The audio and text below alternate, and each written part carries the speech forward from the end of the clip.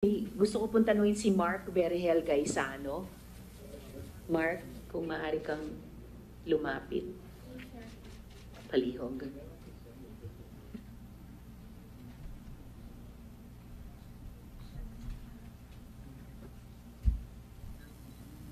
Mr. Chair, nakapag-oath din po si Mark Berhel Gaisano kanina. Mark, kinukumpirma mo ba na ikaw ay miyembro ng Agila, yung elite army ni Senyor Aguila? Yes, ma'am. Yes, ma'am. At kailan ka po umalis sa kapihan? Last year, August 2022. Yung kapatid mo rin, ano po, ay ipinakasal ni Senyor Aguila? Yes, ma'am. At ilang taon po yung kapatid nyo nung ipinakasal siya? 12 years old. So 12 years old. Kumbaga, dumaan din siya sa prosesong sinabi ni Elias Jane. Yes, ma'am. Mark, excuse me. Yes, Mr. Chair. Teresa. Pwede mo tanggalin muna para klaro sa microphone. Ha? Thank you. Okay, sir. Salamat. Salamat kaayo, Mr. Chair. At kinukumpirma mo ba yung kwento ni Elias Jane tungkol sa paano ginaganap yung kasalan dyan sa kapihan? Opo, ma'am. Kasi kami yung seguridad noon. Kaya saksi ako. At ilang taon po yung mga babaeng ipinapakasal? 12 pataas, ma'am. Yung mga lalaki naman pong ipinakakasal? May 18 pataas, ma'am. Mark, ano naman po yung konseptong sinabi ni Elias Jane na adyos? Kanang... Okay lang po magsariling lengguwahe and then papatulong po kami kay Attorney Ruth mag-translate. Kanang mag-adjust, ma'am. Kanang dili sila magkasinabot sa iyang asawa o bana. Kanang waya mo musugot na kamo mag-sex na adjust na siya, ma'am. Yung adyos ay yung hindi magkakaintindihan yung husband at wife. At Yung hindi nagsisex, ma'am. hindi nagsisex, Your Honor. At anong ginagawa dun sa mga batang ayaw makipagtalik, ayaw makipag-sex o ayaw magpakasal? Pinipilit po talaga, ma'am, na sila ikasal. Ganun, ma'am. Tapos, kanang...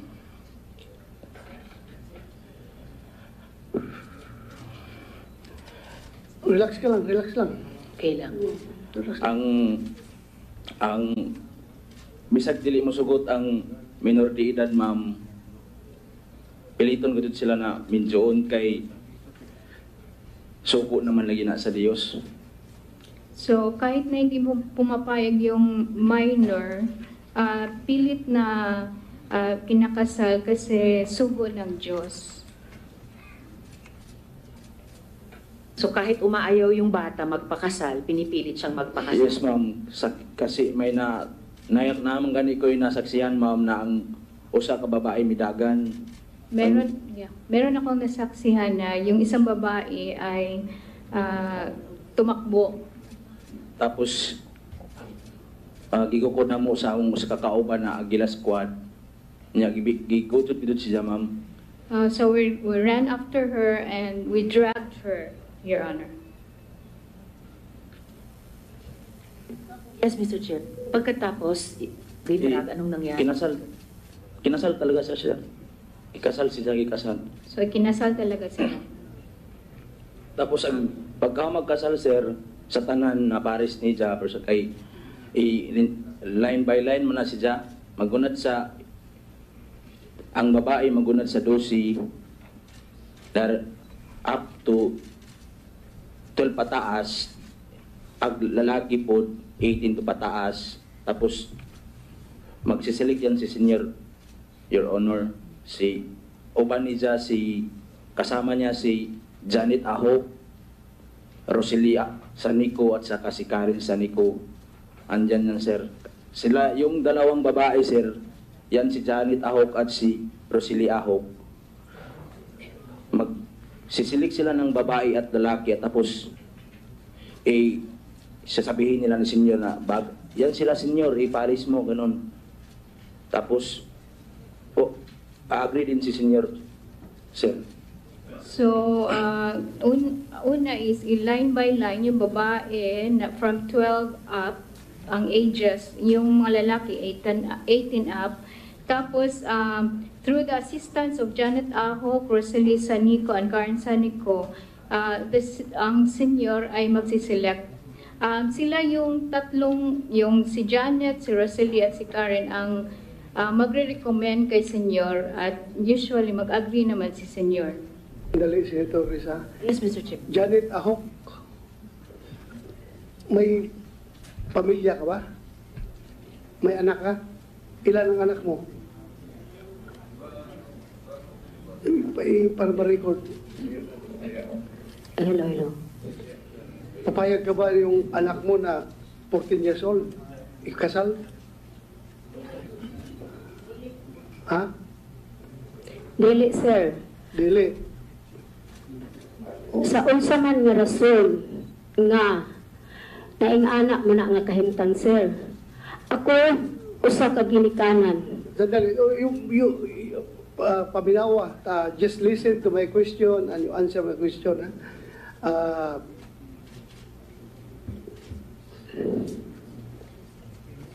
Narinig ko yung sinabi niya na kayo na nag-facilitate pagkasal ng mga bata. Dili ta tinuod, sir. Dili tinood. Dili. So we will go back to you later, ha? Pero kung totoo man niya sinasabi niya, kung gagawin yan sa anak mo, I don't know kung papayag ka. Sigurado kung hindi ka papayag. So we will go back to you. Please continue, Senator Risa. Salamat kayo, Mr. Chair. So, klaro yung sinabi mo, Mark, na sina Ms. Janet, Ms. Rosalie, Ms. Karen ay nagre-rekomenda kay Senyor Aguila Opo, ma'am. doon sa pagpapares-pares, pagpili, pagpapares-pares. At usually, nag-a-agree si Senyor Aguila. Opo, ma'am. Dagang salamat, Mark. Baka may mga tanong pa kami sa iyo mamaya, pero ngayon pa lang salamat po sa iyong pagsagot. Mr. Chair, gusto ko naman pong tanungin si Elias Renz. With your indulgence, Mr. Yes, right, Chair, right. salamat kaayo. May I be allowed to play the 2-minute video I presented ni Elias Renz during my privilege speech? Renz, ipapalabas ko lang ulit yung video mo, ha? Bago tayo mag-usap. Ako si Renz, 12 anyos ang pangdaron ng takas ko sa kapihan sa nakos tungas paksol inagi niya. Nakakita ko dito sundang mga armas dito ko bahay mo nakakita ko dito sa katibong eleksyon so armas ako ang armas. Nandiyan ang tatay dito may dito sa kapihan ito kay di mas ganas nanay og nandiyan ang tatay kay mabungkang mga pamilya nga manang ipatulog po to ngay di man siya masugot og kanang amin Diyos tatay nga yung kuha mo sila si Jared Minakuan pindok ka lang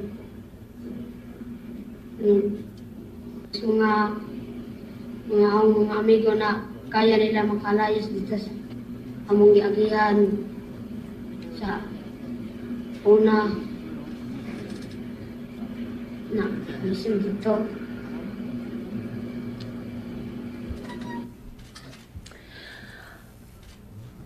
Okay, Renz. Your Honor, for a while, Your Honor. Sure po. Sorry.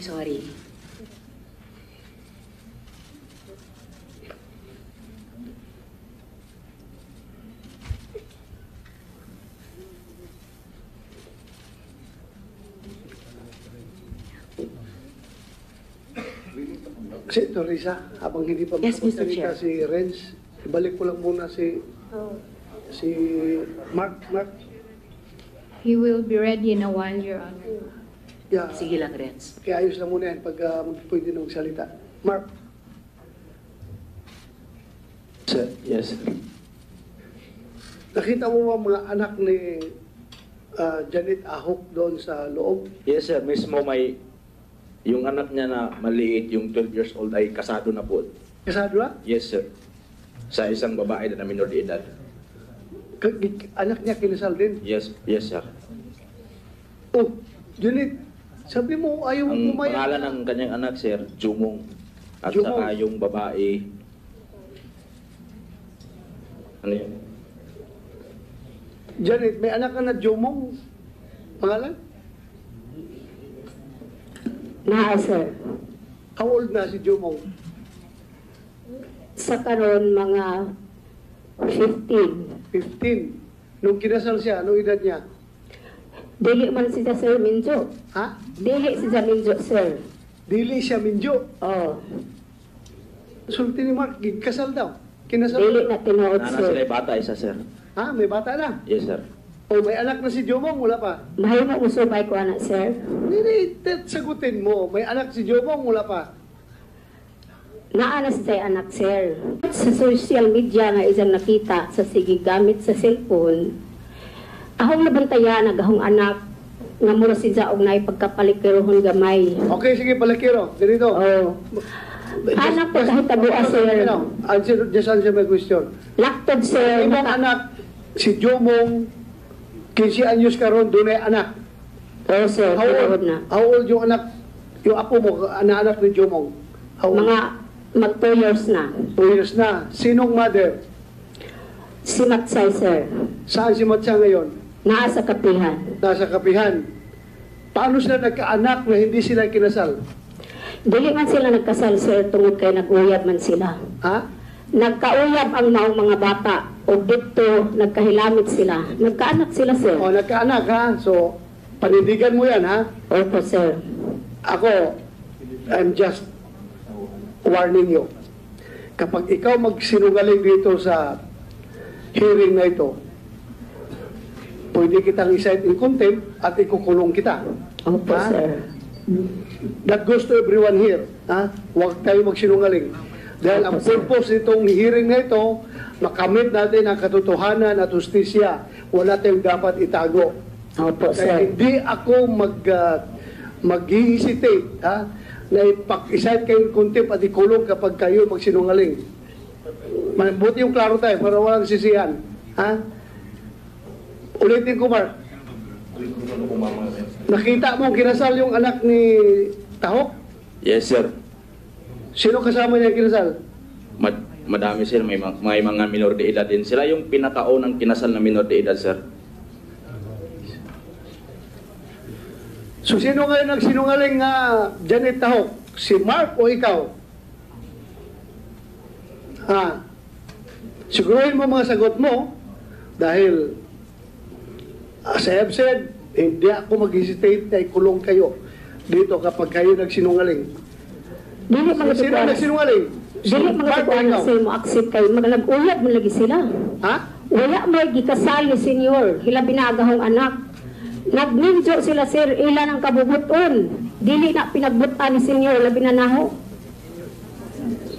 Sino nagkasal? Mark, sa kanila? Si Senyor sir.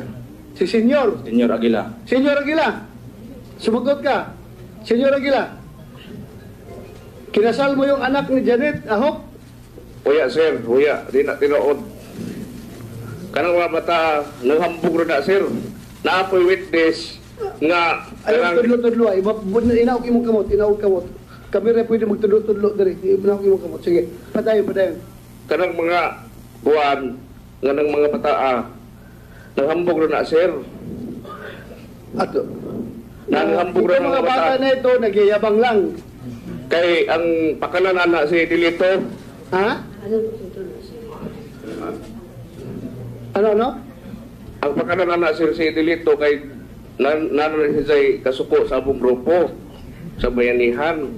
Ang layo mo ba? Nag-usap tayo dito sa anak ni Ahok. Bakit mo idadamay kagad itong si Kwan? Ang ipasulti si Board Paperto Galatida. Mamaya na, I'm just asking you. Just answer me squarely. Kinasal mo ba yung anak ni Janet Ahok o hindi? Uya, hindi. Kuya, hindi. Uya. I will go back to you later. Please continue, Senator Risa. Salamat kaayo, Mr. Chair. Thank you, Mark. Thank you. Mukhang Thank may you, sir. mga batay sa testimonyang natanggap namin sa mga survivor, with victim survivors, mukhang mayroon ngang hindi nagsasabi ng totoo. For the record, Mr. Chair, yung anak ni Miss Janet, kahit belatedly, sabihin ko na lang, alias J, 12 po nung ikinasal.